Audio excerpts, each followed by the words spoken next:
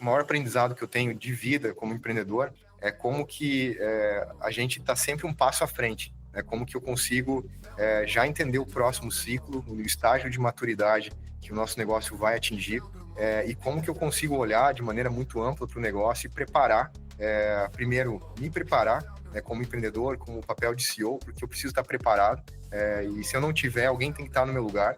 Acho que essa mentalidade é bem importante, e como que eu consigo preparar a empresa para esse próximo ciclo. Isso é bem difícil, né, porque às vezes você vai ter pessoas que estão funcionando até então, que vão parar de funcionar nos próximos ciclos, e é difícil mudar isso, né, porque depende das pessoas também entenderem, quererem mudar. Mas para mim, gerenciar isso, né, como empreendedor, né, como grupo de co-founders, e como cúpula de gente e gestão dentro da empresa, para mim é o principal desafio, e os meus maiores aprendizados foi tentar sempre prever esse próximo ciclo. Quando eu consegui, deu muito certo. Quando eu não consegui, deu bastante problema.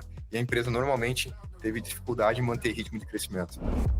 Olá, sejam muito bem-vindos ao Founder Mode, o podcast de negócios oficial do Grupo Waffle. Meu nome é Guilherme Canineu e no episódio de hoje falaremos sobre a Conta Azul, empresa que tem o propósito de transformar o Brasil por meio do empreendedorismo, conectando donos de negócio a especialistas em finanças e ajudando-os a traduzir os números em ações.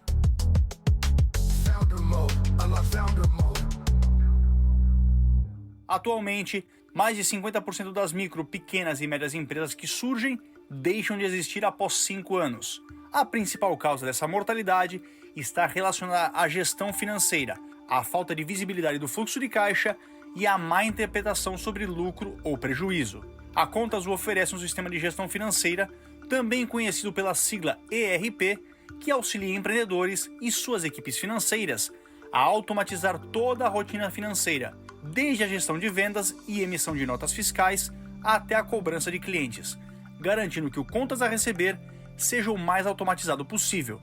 O produto também oferece visibilidade total das despesas previstas e a automatização completa do contas a pagar, permitindo inclusive que os empreendedores deixem de utilizar outros sistemas de internet banking. Tudo isso para que, no fim do dia, eles tenham acesso constante a dados e informações confiáveis sobre seus negócios.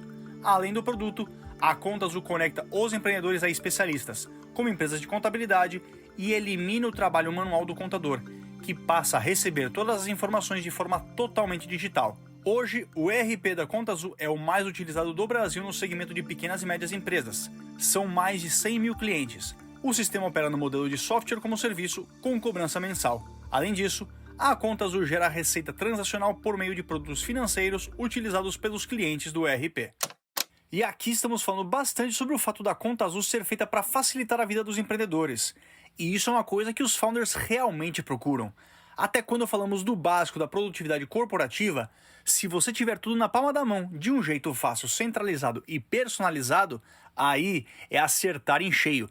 E é isso que o Zoho Workplace faz. Centraliza as ferramentas de e-mail, chat interno, Drive para armazenar arquivos, planilhas, apresentações, tudo em uma só aba, com um valor que se adapta ao seu negócio. Com os planos flexíveis, você monta o pacote ideal de colaboração e produtividade que a sua empresa precisa para crescer. O Zoho Workplace se adapta a você e não ao contrário. Se você quer um diagnóstico gratuito, fale com o especialista Zoho. O link está na descrição. E agora, de volta com a história. Tudo começou em Joinville. O gaúcho Vinícius Roveda mudou-se para a cidade catarinense para cursar ciência da computação e, consequentemente, foi exposto a um ambiente rico em grandes empresas de tecnologia, incluindo aquelas focadas em ERP. Anos depois, após concluir seu MBA e trabalhar em algumas companhias de tecnologia, decidiu que era hora de empreender. Na época, entre 2007 e 2008, Roveda dedicou-se a entender por que as pequenas e médias empresas não tinham acesso a um software de gestão financeira de qualidade. Segundo ele, os grandes nomes do mercado, como a brasileira TOTUS e as gigantes globais Oracle e SAP, ofereciam ótimos produtos, mas com foco nas médias e grandes empresas. Foi então que o empresário começou a olhar para fora. Percebeu que empresas em países como Austrália, Nova Zelândia, Reino Unido e Estados Unidos já estavam aplicando um modelo que eliminava barreiras para pequenos negócios por meio de softwares simples e acessíveis. No entanto, havia um desafio: como construir um produto que eliminasse as principais barreiras financeiras desses empreendedores e que, ao mesmo tempo, fosse simples de usar. Na época, lembrando, não existia design dentro da indústria de software, né? Isso era uma coisa que surgiu muito tempo depois. Então, eu lembro que os primeiros designers que a gente trouxe para o time da Conta Azul eram de outros segmentos. Aqui tem uma sede da Whirlpool, então eram designers que faziam as interfaces dos eletrodomésticos, né? Porque não tinha na indústria de software esse conceito de UX, design, que tem hoje, né? Então, na época, tinha que quebrar um pouco esse paradigma da indústria de software, que era software feio, difícil de usar. E o modelo de negócio das empresas de ERP era ligado a ter uma receita de serviço da implantação, do treinamento, das customizações. Então, quebrar essa barreira foi um principal desafio. E, além disso, fazer com que o modelo de negócio fosse muito escalável. Então, hoje a gente vende para mais de 4 mil clientes por mês. E além de, obviamente, ter esse um volume muito grande de empresas, a gente precisa garantir que essas empresas elas consigam fazer uma boa implantação do nosso produto, de fato ter o valor que eles buscam, né, obtido no menor tempo possível. Então, acho que esse é o grande desafio que a gente tem ainda hoje, né, um grande desafio natural do nosso modelo de negócio, que a gente teve que quebrar muito esse paradigma da indústria lá no início. Roveda, então, convidou o José Carlos Sardanha para ajudá-lo a construir esse negócio. No entanto, essa primeira tentativa acabou não funcionando. Em paralelo, vendo seu capital se esgotar, Roveda juntou-se a outros 2 amigos e montou uma empresa que prestava serviços de desenvolvimento de software no final de 2008. Esse segundo empreendimento, chamado Informan, foi um grande sucesso. Os 3 montaram uma equipe de tecnologia muito forte e trabalharam com o software da Circe, criando produtos escaláveis em nuvem. Ainda assim, entre 2008 e 2011, Roveda continuou monitorando o mercado de ERPs e percebeu que nada havia surgido para solucionar o problema que ele havia identificado. O problema permanecia. Todos diziam que era um oceano vermelho, mas ele decidiu transformá-lo em um oceano azul. No entanto, para criar um produto fácil de adotar, com um preço acessível aos pequenos e médios empreendedores, seria necessário um investimento muito maior. E foi aí que veio o primeiro grande marco na história da empresa. Na época, uma aceleradora americana, a 500 Startups, estava vindo pela primeira vez ao Brasil e abrindo a possibilidade de uma empresa brasileira passar por um processo de aceleração no Vale do Silício. Junto a João Zaratini, Roveda e Sardanha foram a São Paulo, apresentaram seu negócio e superaram a concorrência de mais de 100 empresas para serem escolhidos para fazer parte do programa de aceleração. Em outubro de 2011, nós mudamos para o Vale do Silício, na cidade de Mountain View, e lá, de fato, a gente teve acesso às coisas que faltavam, né? Acesso a empreendedores que já estavam adotando esse modelo de negócio, já de uma fase bem evoluída, então acesso a conhecimento e acesso também à grana, a investimento, porque nosso negócio necessitava de muito investimento inicial para construir o produto, para montar o time, para, na linha do tempo, com o volume de clientes, a gente conseguir, de fato, ter uma empresa lucrativa, que gera caixa, como a Conta Azul é hoje. Alguns meses depois, em janeiro de 2012, a Conta Azul foi lançada no mercado com o produto que já nasceu como um ERP focado em pequenos e médios negócios, possibilitando a automação do núcleo da gestão financeira. Ou seja, registrar vendas recorrentes e não recorrentes, emitir notas fiscais, automatizar o contas a receber de maneira muito mais simples e projetar o contas a pagar, permitindo controlar o que já foi pago e o que ainda estava em aberto. Nas palavras do fundador, a primeira versão já tinha um escopo muito parecido com o Core que existe hoje. Ao final do ano, a companhia fechou com quase 1.000 clientes. O trabalho de prospecção nos primeiros anos foi muito focado na venda direta para empresas. Algo que a Conta Azul entendeu é que era essencial resolver a relação entre os pequenos e médios negócios e as empresas de contabilidade.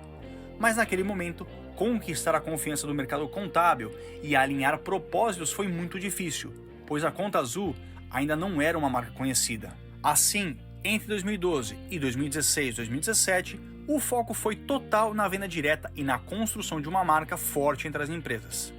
E detalhe, ao longo de 2013, a empresa recebeu 2 aportes de fundos como Monax, Napkin Ventures, 500 Startups e Valar Ventures. Isso escalou muito rápido.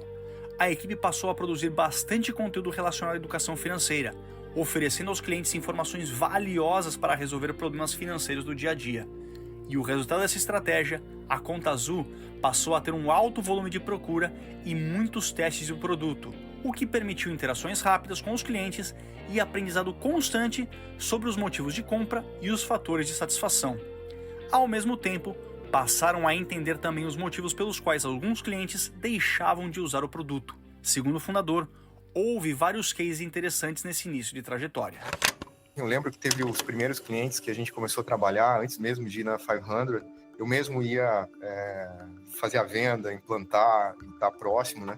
Mas foi um primeiro contato exatamente até porque eu lembro de um cliente que depois de um trabalho de implantação, tudo, né, que eu mesmo fiz, mesmo conduzi, esse cliente, depois de 6 meses, não existia mais, né? Então a gente começou a se deparar com o real problema do empreendedor, né?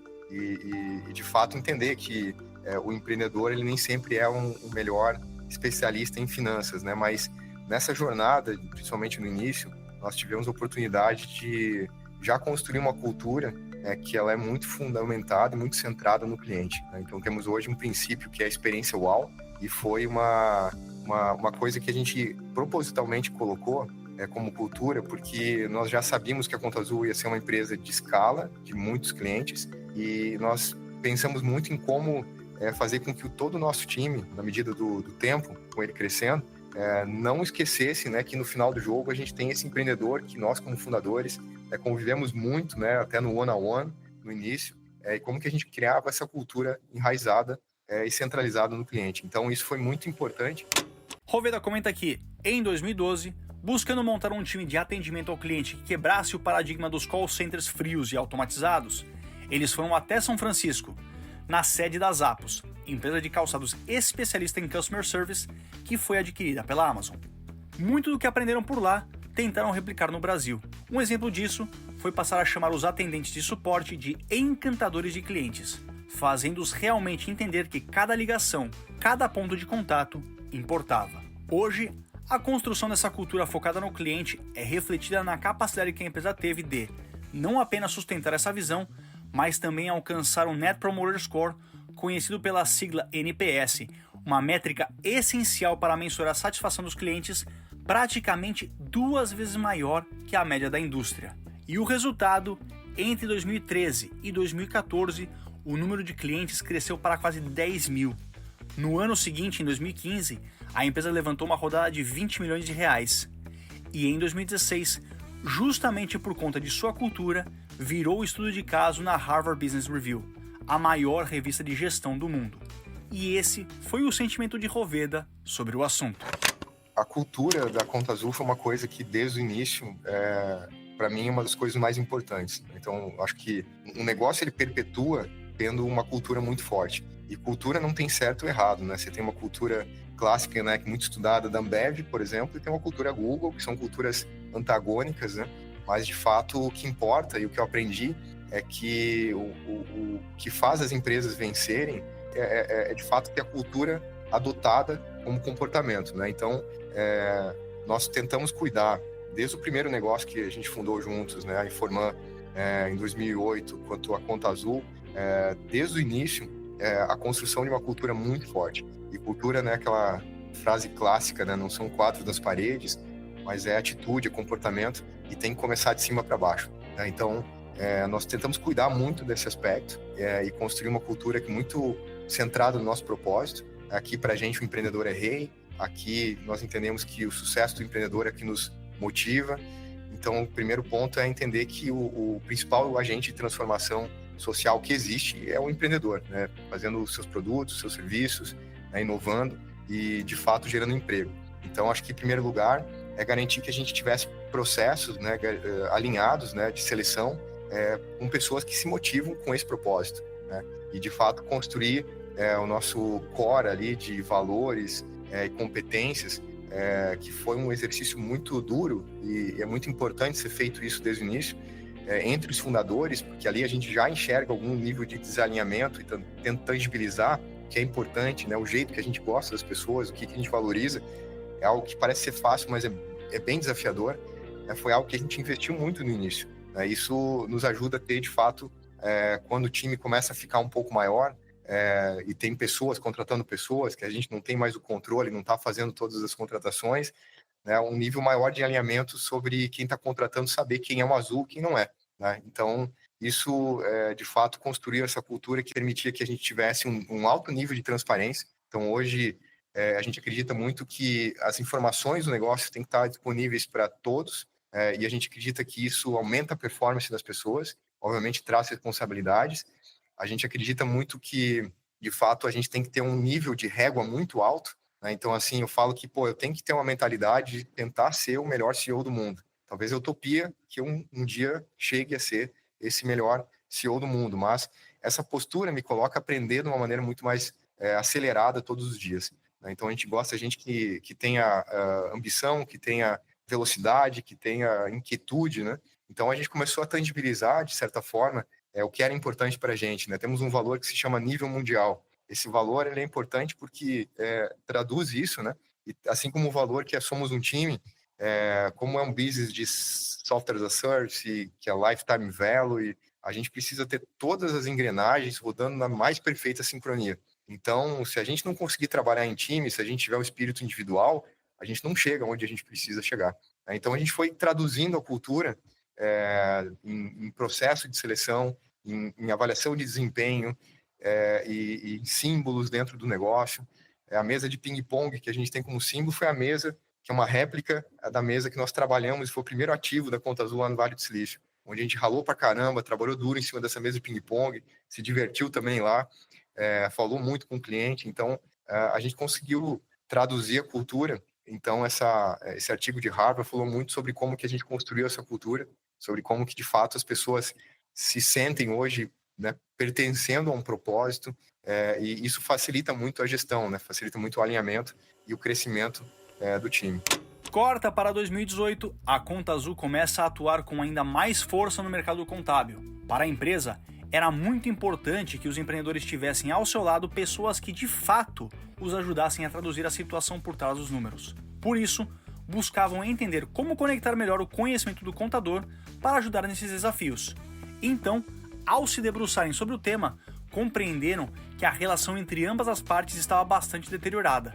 Era difícil para o empreendedor coletar todas as informações, extratos bancários, recibos e contratos, para que o contador pudesse ter de fato uma visão contábil, um DRE do negócio. Assim, por meio de tecnologia, a Conta Azul conseguiu fazer com que todas as informações, desde notas fiscais até extratos bancários conciliados, chegassem de maneira digital aos sistemas contábeis de seus parceiros, os contadores. O resultado disso, os contadores tornaram-se extremamente produtivos.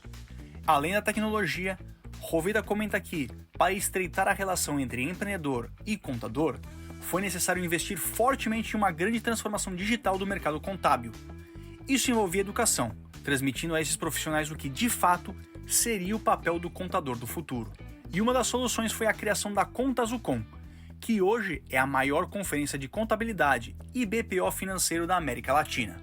Atualmente, além da Conta Azucom, a empresa também realiza roadshows, o Conta Azul na Estrada, que são eventos itinerantes que percorrem as principais cidades do Brasil, levando casos práticos contados por parceiros que conseguiram construir uma relação muito mais digital com seus clientes. Também em 2018, a companhia passou a difundir um papel muito importante, o do BPO, Business Process Outsourcing financeiro.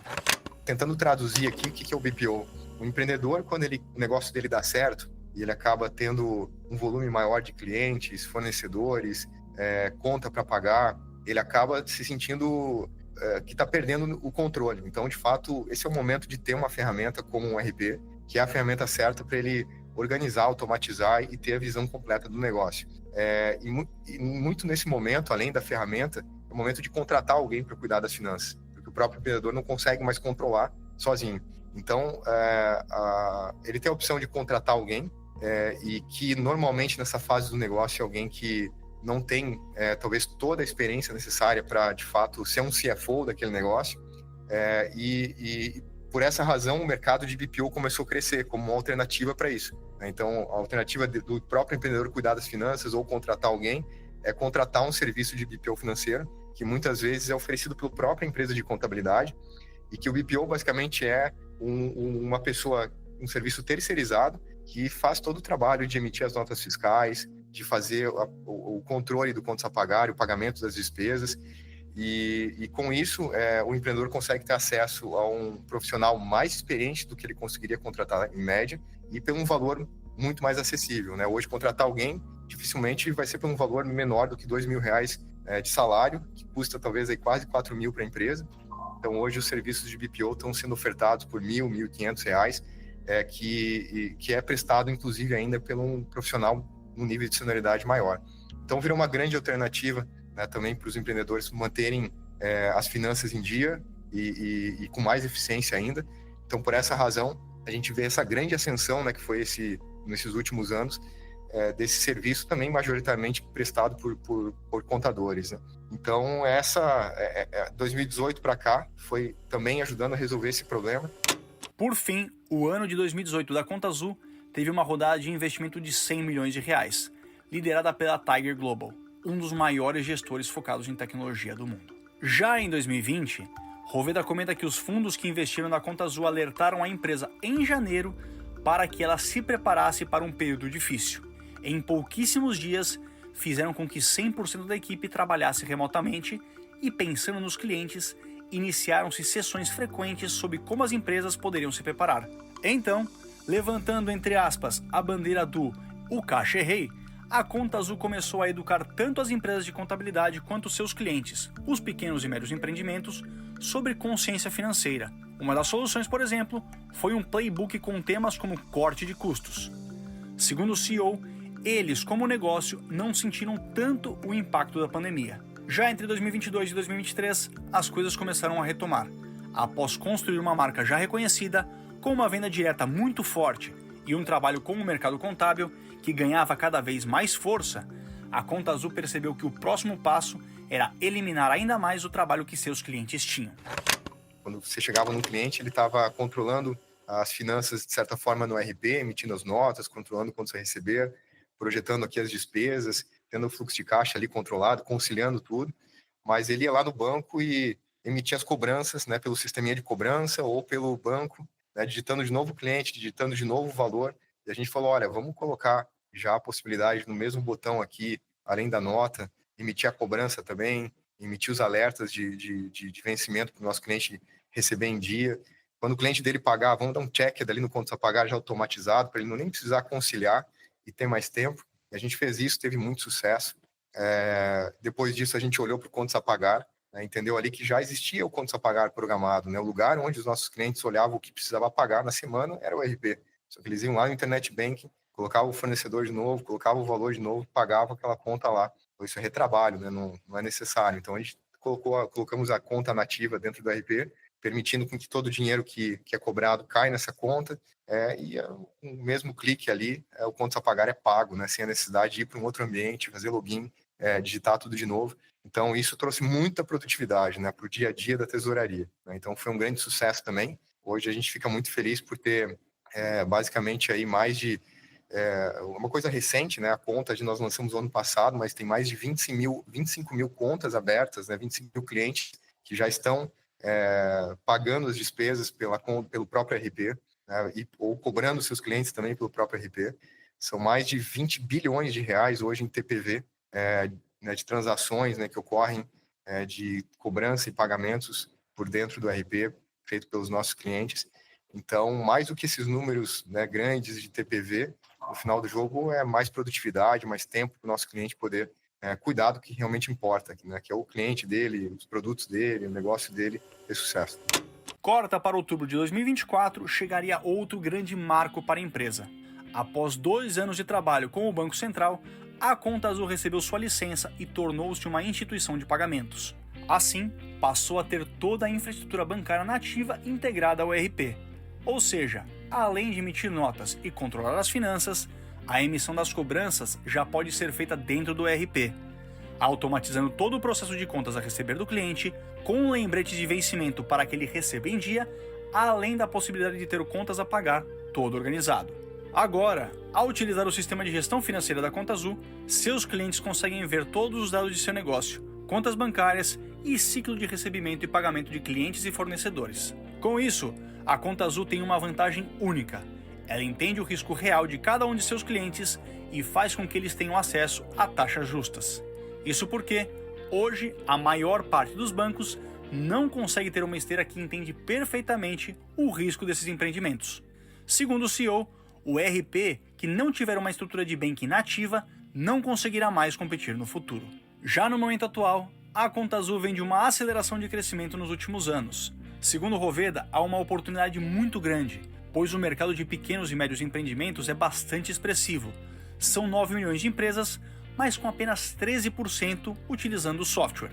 Hoje, a companhia possui 100 mil clientes e é o ERP mais utilizado do Brasil dentro do segmento de pequenos e médios empreendimentos. Mas, nas palavras do CEO, ainda é o dia 1 para eles, com muito trabalho pela frente.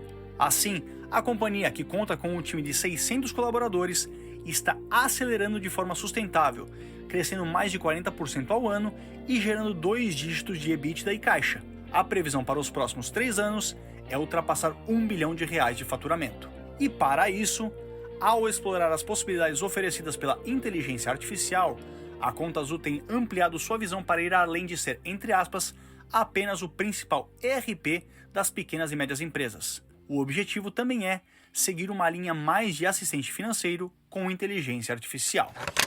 É isso que a gente vem trabalhando muito internamente e muito motivado. Talvez aí os próximos 5 anos vão ser os mais disruptivos da história da Conta Azul, exatamente porque vai aumentar muito a capacidade da gente construir uma experiência completamente diferente de interação dos nossos clientes com o ERP. Toda a maneira com que o nosso cliente usa o nosso ERP, interage com ele, consome informações, vai mudar drasticamente. Nós acreditamos também que o poder mais proativo do RP aumenta, né, a capacidade que ele vai ter de falar, olha, você vai ter um problema de fluxo de caixa daqui 3 meses, estou te avisando agora aqui, já tem alguma recomendação aqui para você trabalhar, talvez aí antecipar com algum cliente e postergar o pagamento de um fornecedor, dado a análise, a gente recomenda isso, né, e apertando, confirmando pelo WhatsApp mesmo, isso tudo já é possível de ser resolvido, né, sem a necessidade do empreendedor ter que atuar e perder seu tempo com esse tipo de questão. Então, o que a gente imagina para o futuro é muito animador, a gente está super animados com as novas possibilidades e o papel do RP, né, ser um papel cada vez mais relevante daqui para frente com esse mundo fundamentado em AI. Né? Para a Roveda, esse foi um dos seus maiores aprendizados com a Conta Azul. Sempre no negócio hoje que tem mais de 600 pessoas e a gente tem obviamente um mercado muito grande, um mercado de escala.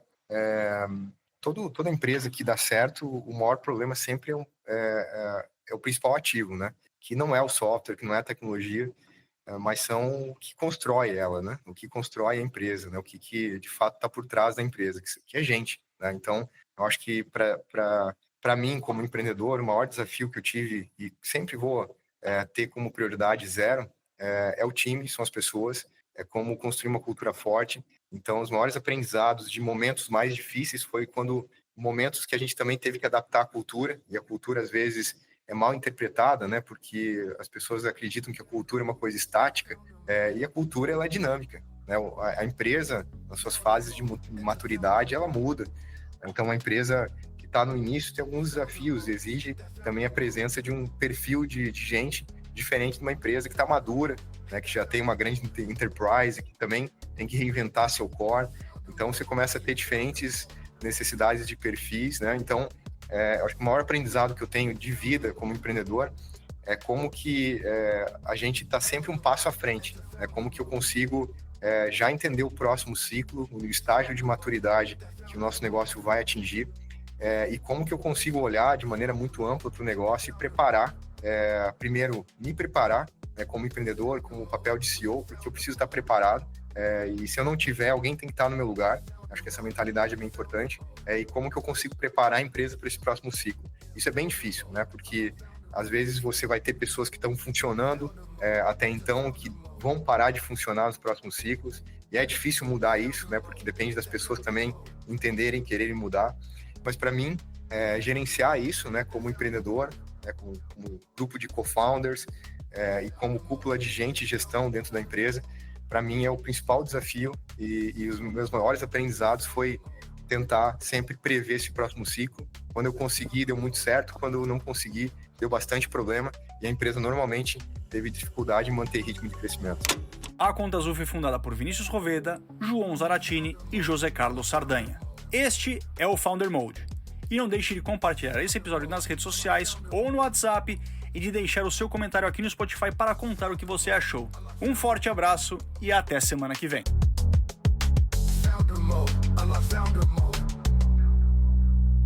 Esse programa foi produzido por Waffle.